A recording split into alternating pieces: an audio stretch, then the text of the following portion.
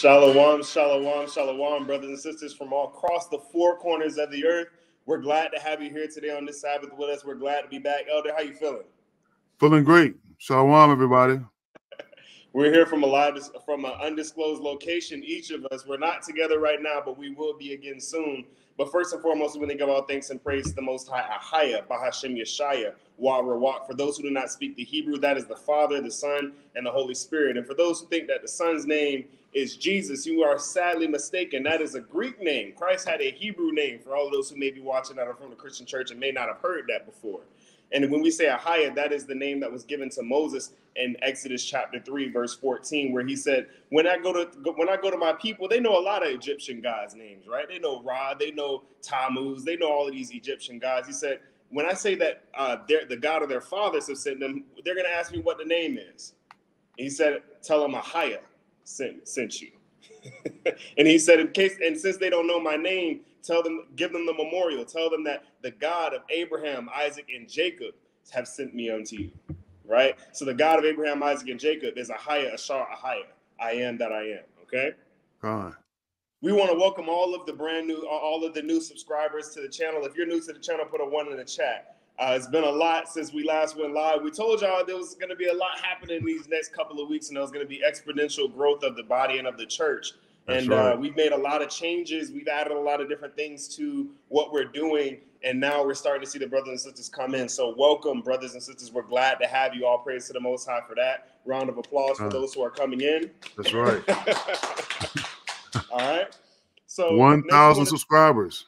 1,000. Don't forget that. 1,000 finally.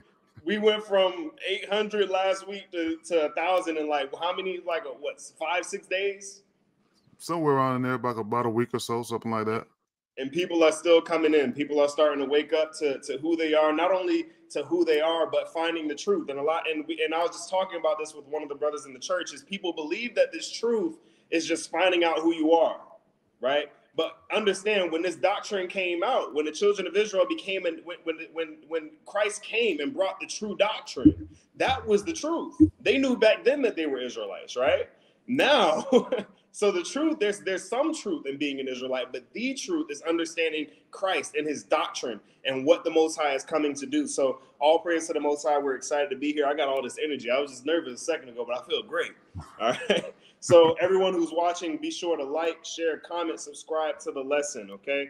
All of this helps the algorithms bring more people in, and we want to have a lot of people watching this lesson today, because I'm sure you guys saw the thumbnail, and I know you saw the title, and you're excited to see what we're going to be going into today.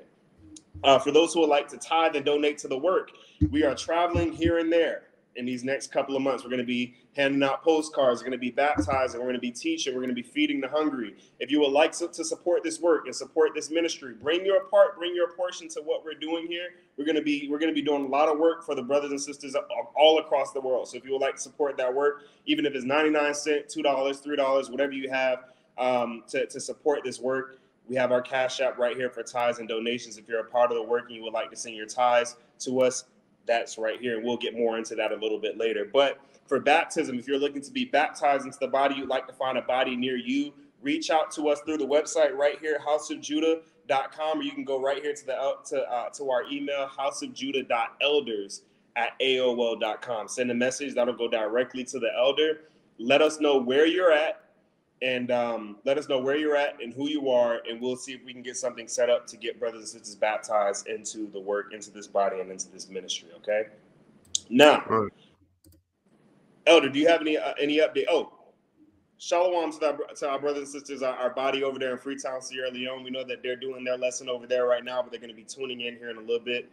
Elder Michael and the brothers and sisters over there, shalom, we salute you. Thank you for doing the work. The brothers and sisters in the Philippines that are watching from there, the brothers and sisters in New Zealand, Australia, shalom, we'll be there very, very, very soon.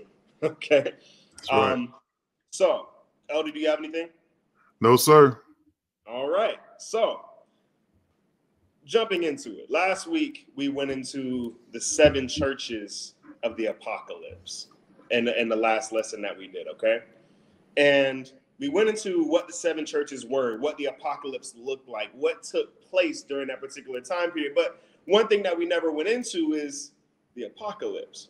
Mm-hmm. Where does the apocalypse start?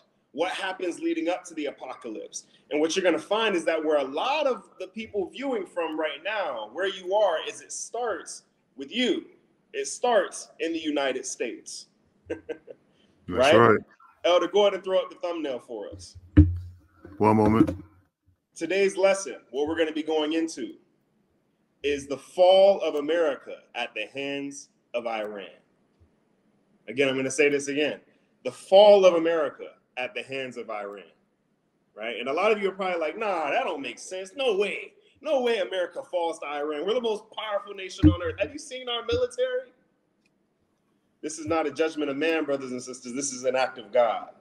Con. And you're going to see everything that's taking place right now that we're going to go into in these slides and that we're going to go through in these slides. We want to make sure that you all have a visual, that you can actually see what we're going to be pulling up here. So follow this lesson very, very closely.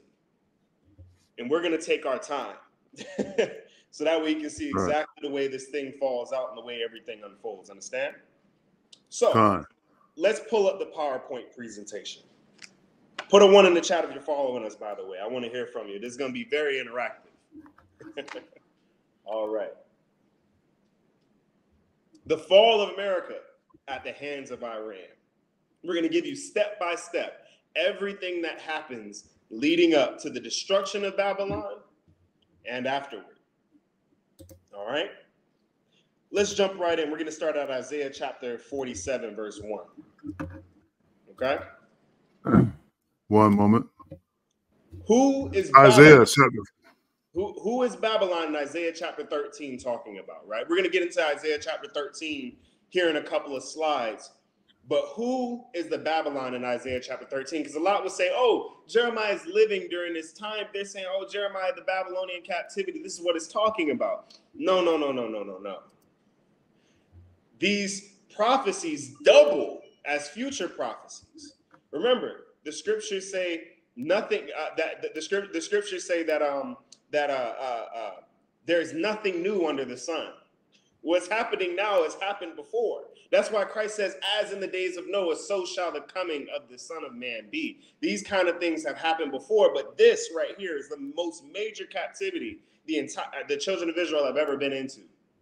And because it's the most major captivity, because it's the largest and most powerful nation that has ever existed in the earth's history, the Most High has to do something a little bit different here. Isaiah chapter 47, Elder. Isaiah chapter 47, verse 1, starting at verse 1. Mm-hmm. Come down and sit in the dust, O virgin daughter of Babylon. Mm-hmm. Sit on the ground, there is no throne. Mm-hmm. O daughter of the Caldeans, Mm-hmm. for thou shalt no more be called tender and delicate.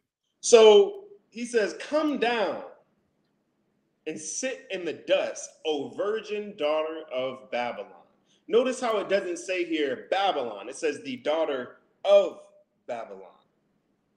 This is referring back to Isaiah chapter 13, which, like I said, we're going to get into here in a moment. That clearly tells us that it's referring not to ancient Babylon, but a country that would come later on that has modeled itself after ancient Babylon. This is a new kingdom. He says, sit on the ground, there is no throne. You're going to see exactly what this means here in a minute when you see the fate of what's going to happen to Babylon. So here, starting out, we're establishing that the Babylon that not only that Isaiah is talking about, but what Jeremiah is referring to is not talking about ancient Babylon, but rather a future country. Let's jump to the next slide. Revelation chapter 13, verse 1. Who is this Babylon that Jeremiah and that Isaiah are seeing? Keep in mind, this is not something that they're reading about. This is not something that they're being told. This is something that the Most High is showing them in a vision, just like he's showing John the Revelator. Let's get Revelation chapter 13, verse 1. Read along with us here. Revelation chapter 13, verse 1. Mm-hmm. And I stood upon the sand of the sea, and I saw a beast rise up out of the sea, having 7 heads and 10 horns. He had 7 heads and 10 horns. Read. And upon his horns 10 crowns. And upon his horns 10 crowns. Read. and upon his heads the name of blasphemy. Mm-hmm. Verse 2. The beast which I saw was like unto a leopard. It was like unto a leopard. What is it referring to here? It's referring to the 4 beasts of Daniel, right? You had the Greek captivity, which came in the form of a leopard. That means that it took parts of the Greek captivity, this beast. Read. And his feet were like the feet of a bear.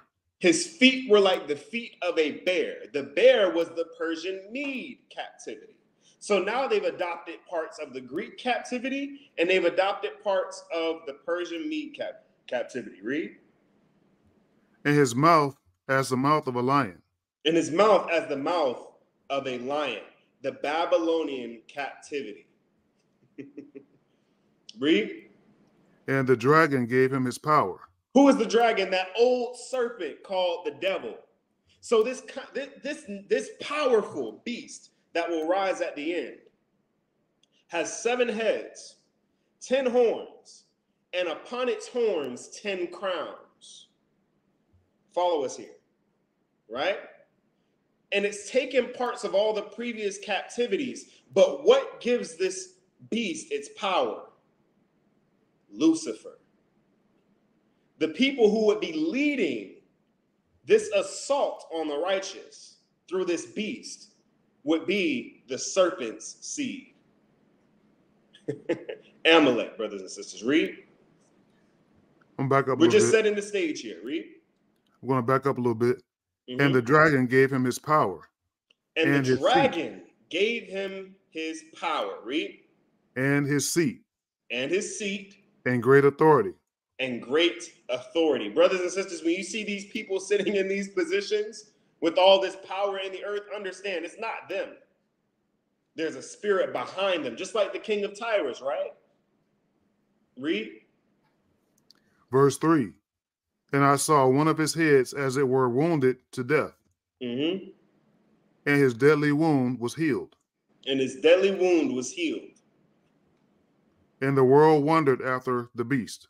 And all the world wondered after the beast. They said this beast, one of the heads were destroyed, but yet somehow it's returned. And we're going to see that this same beast never died. It changed its form.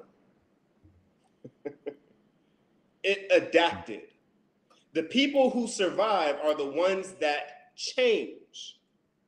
You can't be who you were yesterday and expect to survive tomorrow. That's why we learn. That's why we grow. That's why we age. That's why gray hairs begin to show up on our heads. This last beast understood that in order for it to survive, in order for it to maintain its power, it had to change. So let's break down these 7 heads and 10 horns. So the 7 heads, according to Revelation chapter 17, verse 9, are 7 mountains.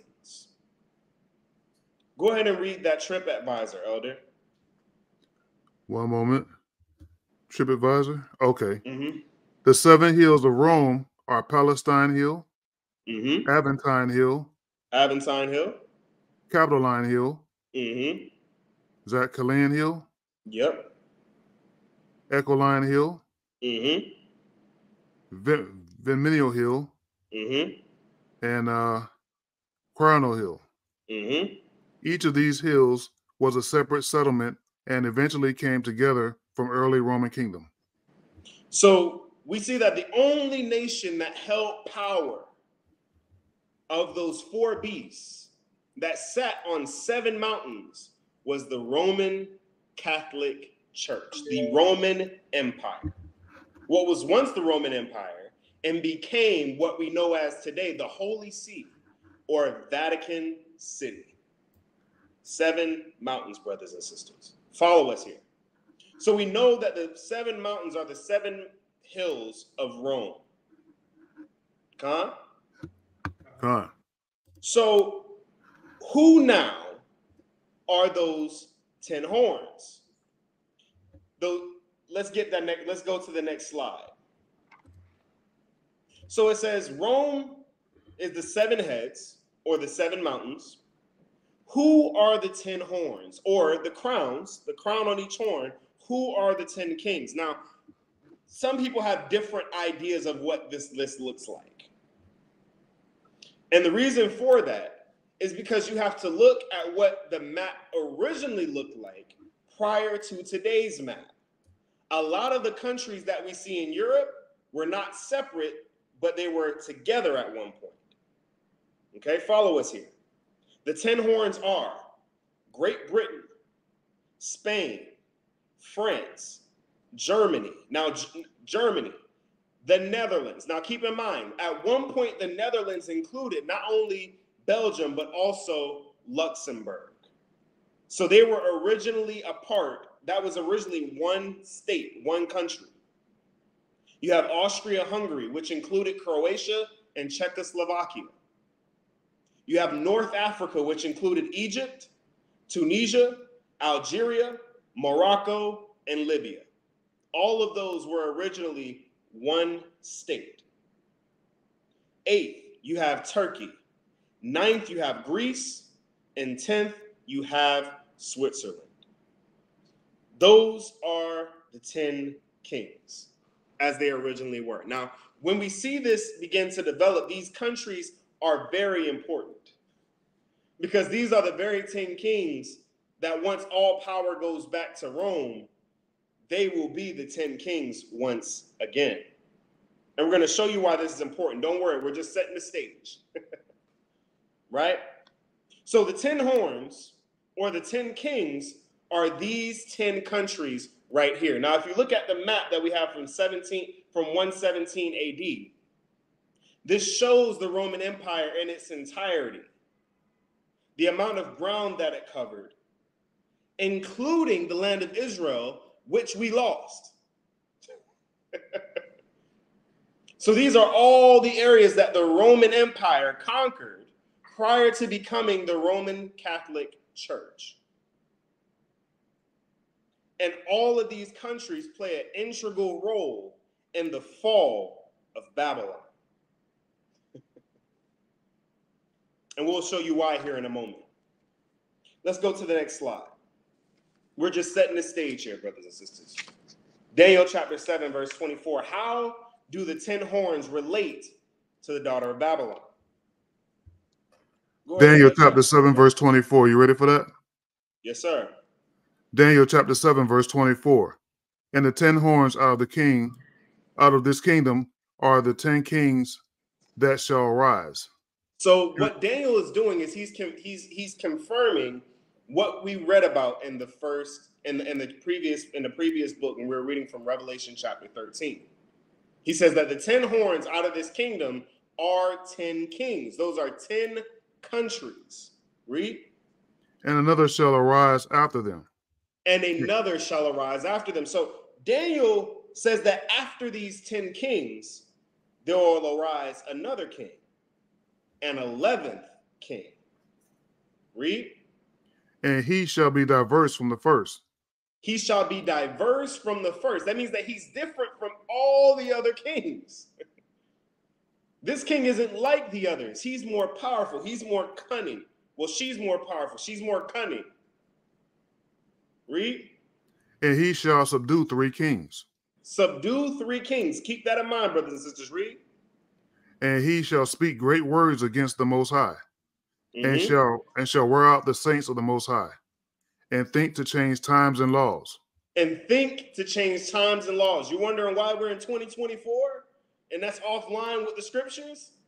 It's because when the Roman Catholic Church came and when they began to build their new system, they introduced a new calendar, a new clock that would thrust us more than 300, according to them, years into the future, more around 250 years into the future. Shalom, family, and thank you for watching.